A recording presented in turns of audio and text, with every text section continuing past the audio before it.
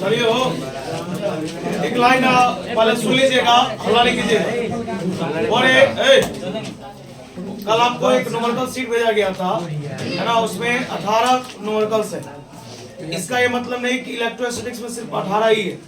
Electrostatics से आपको कम से कम 150 का सीट मिलेगा ओवरऑल, खाली न्यूमेरिकल का। तो ये जो आपको 18 जो मिला है ना, वो कुछ टॉपिक से संबंधित है। जैसे Q बराबर NE से, कूलम्बियन फोर्स F बराबर K into Q1 mod Q2 mod by R square से, linear charge density, surface charge density और वॉल्यूम चार्ज डेंसिटी से। बात समझ में आया? 5 टॉपिक से मिला करके 18 क्वेश्चन दिया गया। उसमें बहुत सारे क्वेश्चन ऐसे भी है, सब मैक्सिमम आसानी है। जिनको पूरा थ्योरी याद है फिजिक्स का, जो अभी तक आपने पढ़ा है, फॉर्मूला याद है, या जब जब मैंने सवाल बताया आपको, अगर वो सब टॉपिक याद है तो श्योर है कि बनेगा। एक आदमी वहां चले जाओ, पीछे तो ना पीछे कर लो, पीछे कर लो, इस पे बैठ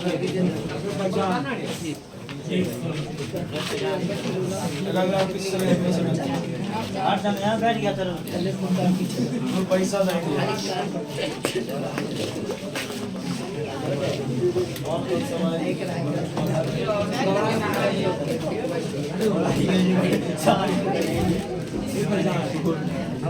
चलो एक एक्स्ट्रा में लास्ट टॉपिक से बोलेगा क्या है? लास्ट टॉपिक भाई, लास्ट टॉपिक बोलो ना, लास्ट टॉपिक।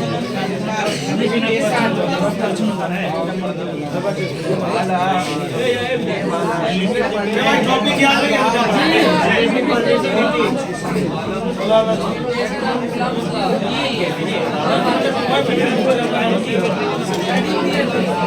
चलो एक ये हुआ, लिमिटेशन लिखा दिए थे ना,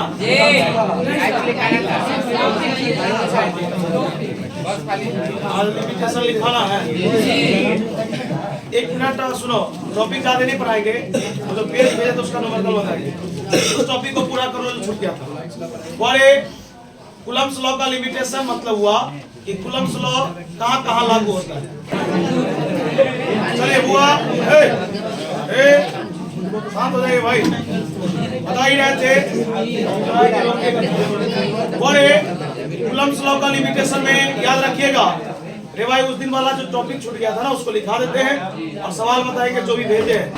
और यह लागू होता है पॉइंट चार्ज यानी छोटे चार्ज के लिए, यह लागू होगा रेस्ट चार्ज के लिए, और यह लागू तब होगा जब दो चार्ज के बीच की दूरी 10 का पावर -15 मीटर से अधिक होगा। कोई दिक्कत? आइए जानकारी लीजिएगा। पैसा अरे पूरा खाली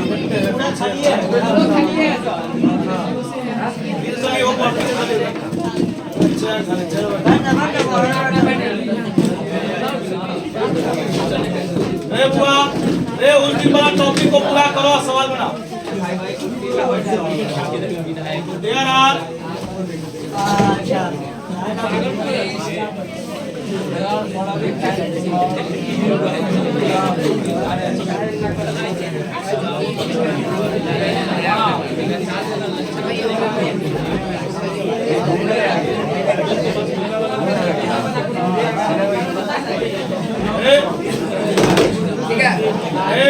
इधर ध्यान दो भाई, आवाज क्या करने लगता है? तुम्हारा जो टॉपिक था उसको पूरा कर लो। जो इससे पिछला क्लास नहीं किया होगा उसको समझ में नहीं आया लिख क्या है। एक क्वेश्चन हेडिंग लिखवाए थे, लिमिटेशंस ऑफ कूलम्ब्स, उसका भी बोल रहा है।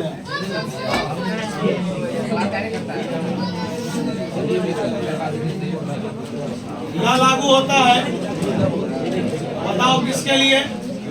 पॉइंट चार्ज के लिए। It is valid for rest charge.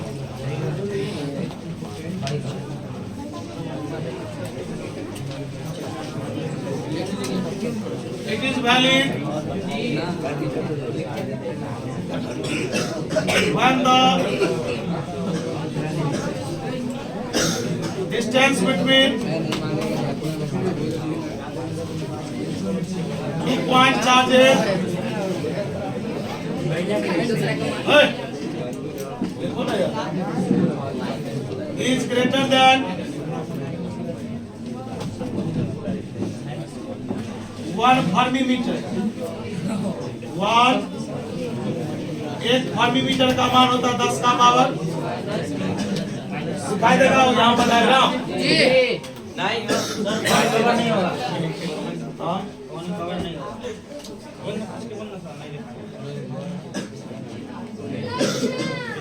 एक चार्ज Q1, दूसरा ये जो R है ना वो दूरी, ये दूरी 10 का पावर -15 मीटर से क्या होना चाहिए। ये तीनों टॉपिक याद रहेगा। ये VVI क्वेश्चन है भाई, वो इधर ध्यान दीजिए, बात और यह लागू होता है छोटे चार्ज के लिए, यह लागू होता है विराम चार्ज के लिए। यह लागू तब होगा जब दोनों चार्ज के बीच की दूरी 1 फर्मी मीटर से ज्यादा अर्थात 10 का पावर -15 मीटर से अधिक, इससे कम होगा तो ये नियम लागू। चलो यार बड़े कूलम्ब्स लॉ से रिलेटेड बहुत नोट्स है। देखिए क्या बोले थे उस दिन, तो 5 क्वेश्चन लिखाए थे, नहीं पढ़ा पाए, आज लिखा दिए एक और। रुक जाइएगा, ये आप समझ जाइएगा, कोई भारी टॉपिक नहीं। बड़े स्टार देके ही लिखा देते हैं।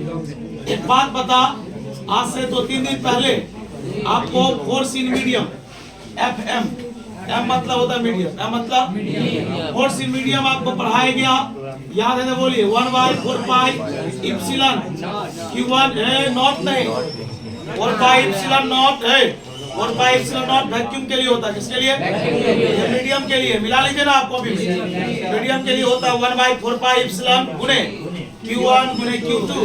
अब एक मिनट समझ दीजिए, थोड़ा समझिए, यहाँ से एक नया फॉर्मूला डिराइव कर रहे हैं, इसी से उस पेज में न्यूमेरिकल भी है। बड़े हम लोग पढ़े थे, चूंकि इप्सिलॉन का मान होता है इप्सिलॉन नॉट गुने इप्सिलॉन, पढ़ाए होंगे, जहाँ इप्सिलॉन है वहाँ पुट करवाइए, 1/4 पाई इप्सिलॉन के जगह पर लिखिए गुने epsilon R Q1 into Q2 by R square.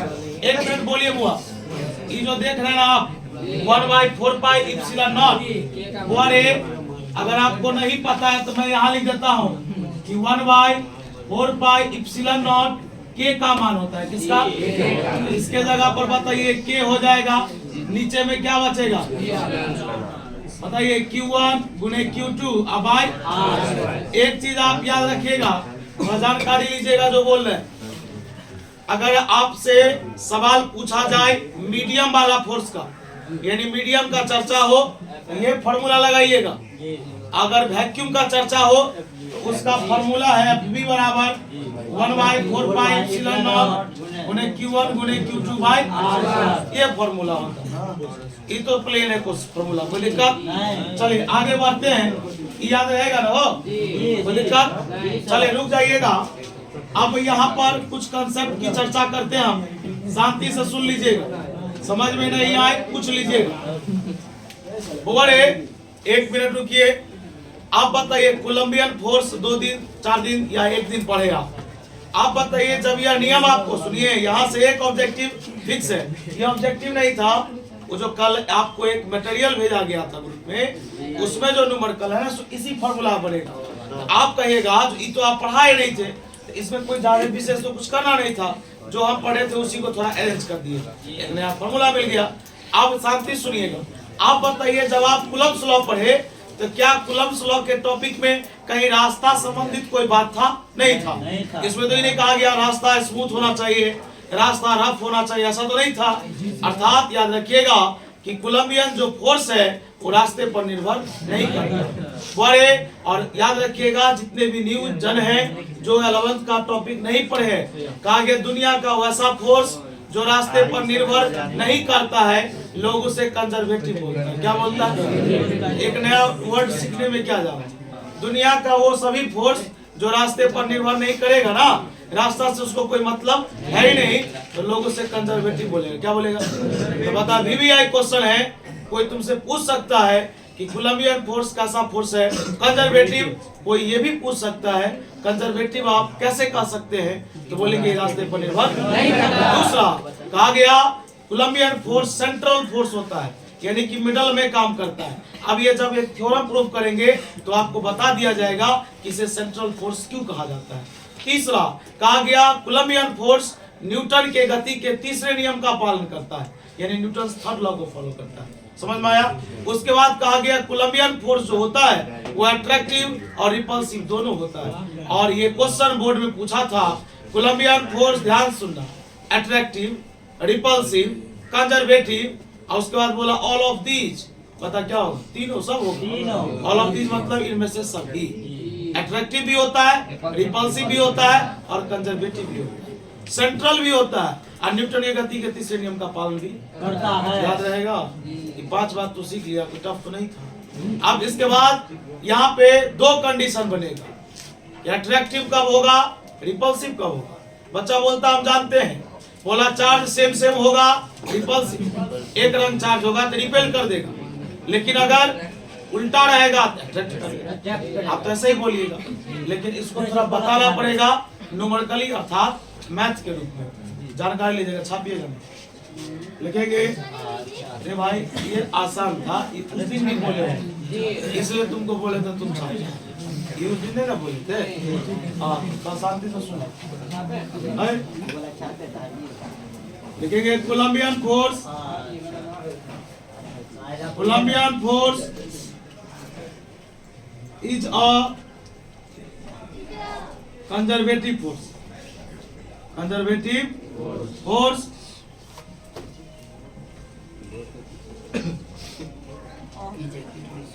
because it does not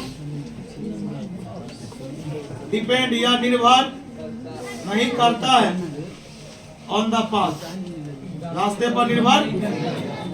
चलो बड़े ध्यान दीजिएगा, नोट नंबर दूसरा लिखेंगे, it is a central force, यह एक प्रकार का केंद्रीय बल है। तीसरा, इट अबे, अबे मतलब पालन करना, Newton's third law of motion, third law of. भाई 1 मिनट सबसे बेजोड़ना, हमको लगता है अभी जितना मैंने 2-4 बात सुना सबसे इम्पोर्टेंट है ये वाला लाइन को थोड़ा समझाना, इसलिए थोड़ा ध्यान रहेगा, जल्दी समझ आओगे, नहीं तो पता चलेगा तो 2 घंटा यही समाज में बैठे रह जाएंगे, उड़ जाएगा ऊपर से। थोड़ा समझ लीजिए, लिखेंगे इट में भी, ये तो आपको आता है, अट्रैक्टिव और बताइए, या अट्रैक्टिव और रिपल्सिव दोनों होते हैं। बताइए कितने कंडीशन आए? यहीं पर थोड़ा भाई सुन लीजिए, बस 2 मिनट। हम यहाँ पर लिखे केस 1, बहुत इंपॉर्टेंट है, सीबीएसई में क्लियर है, पूछता है, बिहार बोर्ड में नहीं पूछता। देखो लिखा हुआ है, यदि हम एकदम शॉर्ट में लिख रहे हैं, इसको इंग्लिश में बोलेंगे। देखो क्या लिखा हुआ है, लिखा हुआ है यदि Q1 गुने Q2 का मान 0 से बड़ा है, शांत रहेगा, Q1 गुने Q2 मतलब 2 चार्ज का गुणनफल अगर 0 से बड़ा है, हिंदी में सुना, बता 2 चार्ज का गुणनफल अगर 0 से बड़ा है तो 0 से बड़ा बता क्या होता है? 0 से बड़ा तो प्लस ही होता है। 0 के बाद अगर सोचेंगे तो 1 2 3 4 5 आएगा तो प्लस आएगा। कहा गया 2 चार्ज का गुणनफल 0 से बड़ा है, अर्थात वो प्लस में है। अब तू बता कि तू प्लस जवाब कब प्राप्त करता है? तो कहा गया जब आप प्लस को प्लस से गुना करते हैं तो प्लस मिलता है, या माइनस को माइनस से गुना करते हैं तो प्लस मिलता है। देखो तुमसे जो पूछा जा रहा है बस जवाब देना। बता Q1 गुने Q2 का मान 0 से अधिक है, अर्थात प्लस है। अब मैं तुमसे पूछ रहा हूँ प्लस तू कब कब प्राप्त कर सकता है? तो बोला प्लस को प्लस से गुना करो तो भी प्लस मिलेगा, माइनस को माइनस से गुना करो तो भी। अब तुमसे पूछ रहे हैं कि बता प्लस प्लस एक रंग ना, माइनस माइनस एक रंग, और कहा जाता है कि सेम सेम चार्ज के बीच में रिपल्सिव फोर्स लगता है। क्या लगता है? यहाँ से क्वेश्चन आएगा यदि Q1 गुने Q2 का मान 0 से अधिक है तो बताइए फोर्स क्या है? अट्रैक्टिव है या रिपल्सिव? क्या बोले? यहीं पर ना लोग देखिए, आप बोल दिए रिपल्सिव, सब बच्चा रट भी लिया रिपल्सिव। और वहीं पर सामने में आए कोई बोलेगा एक्सप्लेन करो, तो उसको समझाना होगा कि 2 चार्ज का गुणनफल 0 से अधिक है, अर्थात जोड़ में। जोड़ कब मिलता है? जोड़ को जोड़ से गुना करेंगे तब जोड़ मिले, माइनस को माइनस से गुना करेंगे तब प्लस मिलेगा। तो इसका मतलब सेम सेम को गुना करने पर प्लस मिलता है, और सेम सेम के बीच में क्या होता है? रिपल्सिव। उधर देखो ना, बड़ा ध्यान आया हुआ है। लगता है विस्तार से खाली देगा एक लाइन। सीबीएसई में 7 बार पूछ चुका है क्वेश्चन, लेकिन इंग्लिश में लिखा रहता है when the product of 2 point charges is greater than 0 then force will be repulsive। तो हम लोग हिंदी में देंगे कौन ना? इंग्लिश में लिखा तो रहा है, हिंदी दोनों तो बोलते हैं। हम लोग को बोलना में इसका थोड़ा ज्यादा हम समझे आपकी दूसरी वाले ऊपर आप वहाँ बिठा दे इधर वाला।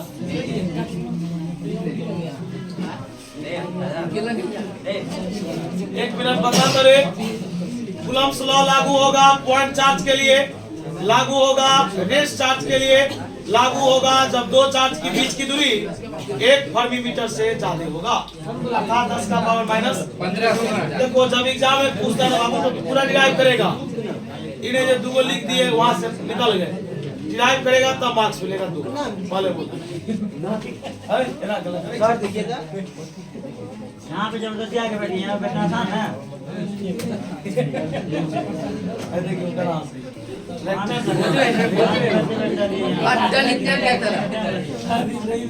हुआ, चलिए यहाँ पर ध्यान दीजिएगा।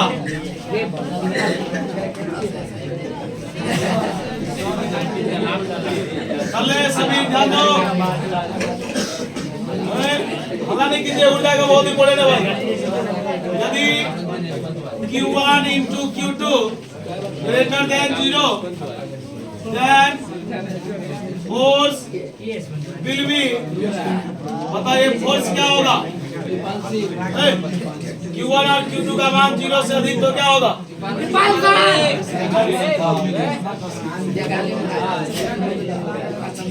यदि Q1 into Q2 or less than 0 then force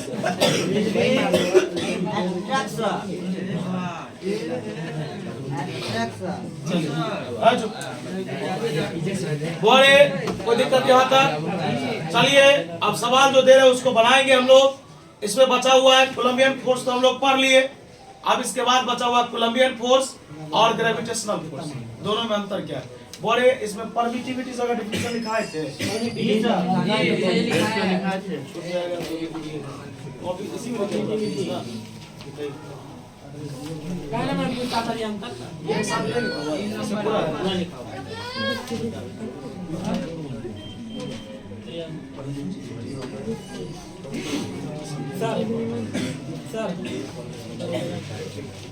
चलो एक क्वेश्चन देखो, ध्यान दो, एक क्वेश्चन देखो, कहेगा find the permittivity.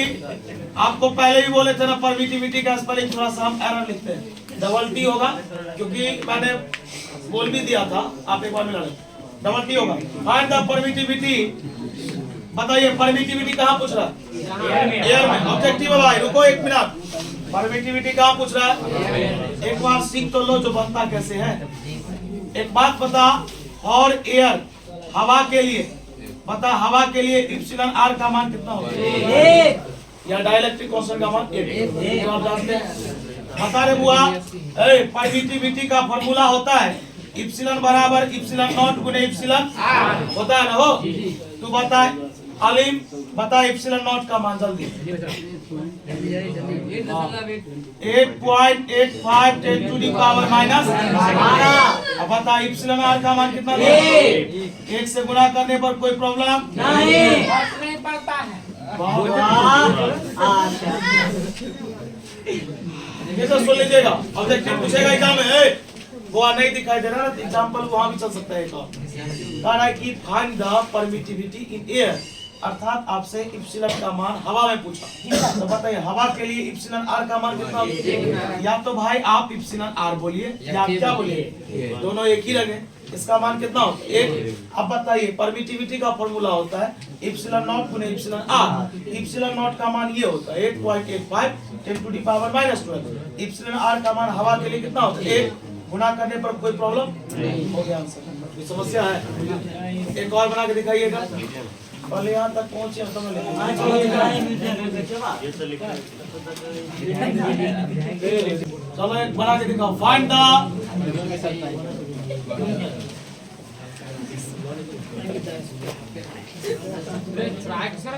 The permittivity water में बताओ एक वाटर नासी अरे बुआ एज कर देते हैं, सवाल ही बता देते हैं। चलो आप पेज का सवाल बना। बहुत बंदा से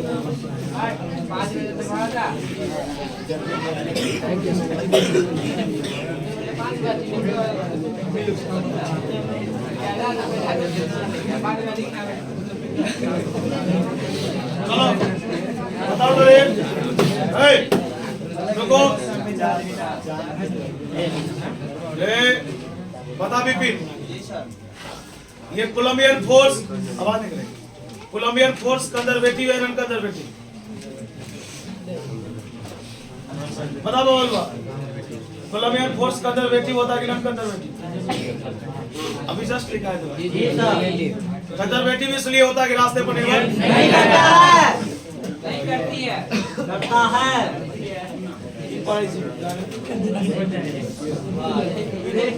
बताइए परमिटिविटी कहाँ पूछ रहा है? बता वो ज्यादा आवाज हो रहा है, दूसरे को डिस्टर्ब न करें। बता वाटर के लिए इसका मान कितना होता है? इप्सिलॉन बराबर इप्सिलॉन नॉट गुने 8.85 एक मिनट रुक जाइएगा। बहुत सारे लोग एक बार बताइए 80 लिखा है भाई, 80 में मेरे पास एक जीरो है। देखो आप ये सब चीज अब यहाँ पर आकर के अगर नहीं आना सीख रहे हो तो ये भी गड़बड़ है, लेकिन यहाँ नहीं सीखोगे ये तो हमेशा के लिए गड़बड़ हो जाएगी। एक बार बताओ 80 में एगो जीरो है ना, एक जीरो से इसको गुना करेंगे तो दशमलव किधर एगो अंक आ जाए। तो बताओ एगो जीरो इसको दे दिए तो हो गया 88.5, 10 का पावर माइनस, अभी बच गया 8 ना। अब इसको इससे गुना करें, 8 पंचे 40 का जीरो बता हासिल 4, 8 64, 4 68, 6 8 64 70। दशमलव के बाद जीरो का कोई वैल्यू नहीं है।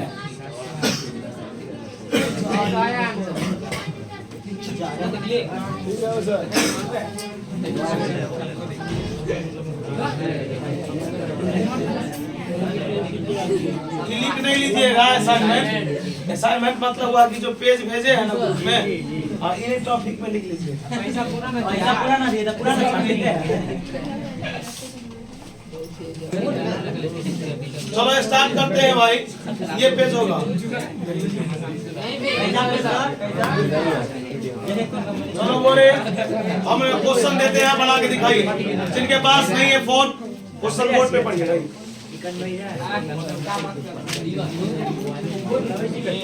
Find the force between two charges of 1 coulomb each separated by 1 meter in air। रुक एक मिनट, यहाँ पे एक लाइन समझना इंग्लिश पास, एक लाइन समझिएगा बन गया। अरे बुआ रुको, क्वेश्चन कह रहा है कि फोर्स ज्ञात करो कितने चार्ज के बीच में, स्वाभाविक है। अब बोल रहा है कि चार्ज का मान कितना, 1 कूलम्ब ईच। ईच मतलब प्रत्येक का मान 1 कूलम्ब, यानी पहला चार्ज भी 1 कूलम्ब, दूसरा चार्ज भी 1 कूलम्ब, दोनों के बीच की दूरी कितना 1 मीटर। अब बता ये बल्ब कुछ कहाँ रहा है, हवा में यानी वैक्यूम में, मीडियम का कोई बात नहीं है। तो तुम बोले ज्यादा एकदम गुस्सा मोड में नहीं देखना कितना भारी चीज है। बता बोले पहला चार्ज दूसरा चार्ज दोनों का मान 1 अब बता दोनों की बीच की दूरी 1 मीटर दिया है, तो बदलने की भी कोई जरूरत नहीं है, सेंटीमीटर में बदलाता है। बोले लिखेंगे चूंकि बता है हवा में जो फॉर्मूला होता है फोर्स का, A गुने Q1 गुने Q2 बाय, A का मान बोलो 9 गुने ये पापा बताए होता है ना? बता रहे बुआ Q1 का मान 8, एक R का मान 8 का टू मंडू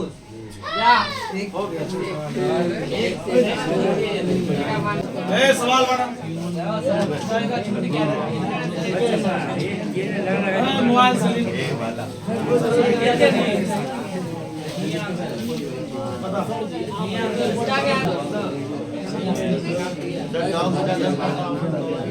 से में आंसर आएगा भाई।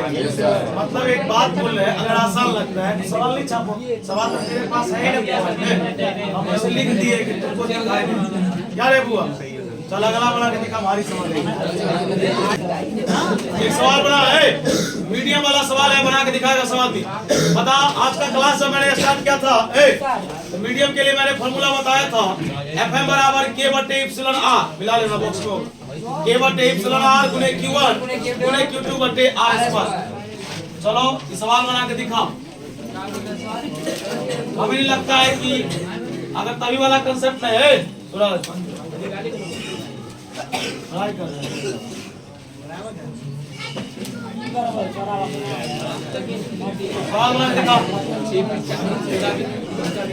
find the force,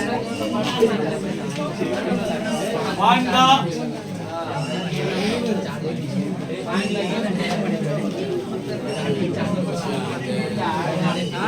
charges each of 20 microcoulomb दिया है। कितना माइक्रोकूलम? हम सॉल्व भी कर देते हैं। 2 × 10⁻⁵ 20 in the medium of relative permittivity or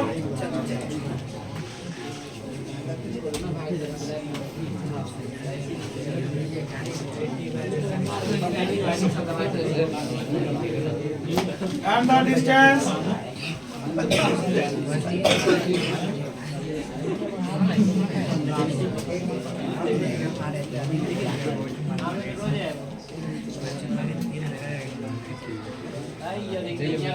चलो आप टॉपिक समझो, हल्ला नहीं करो, सुनो। बता, बोला दो चार्ज के बीच फोर्स निकालना है, चार्ज का मान कितना दिया? 2 × 10⁻⁻⁵ पहला भी वही है, दूसरा भी देखो, मीडियम में निकालना, लिखा हुआ है ना, रिलेटिव परमिटिविटी अर्थात εr का मान कितना दे दिया? कह रहा है कि दोनों के बीच की दूरी कितना? 40 सेंटीमीटर। बढ़ेगा तो बना, ये बढ़ेगा क्वेश्चन साफ के नाम।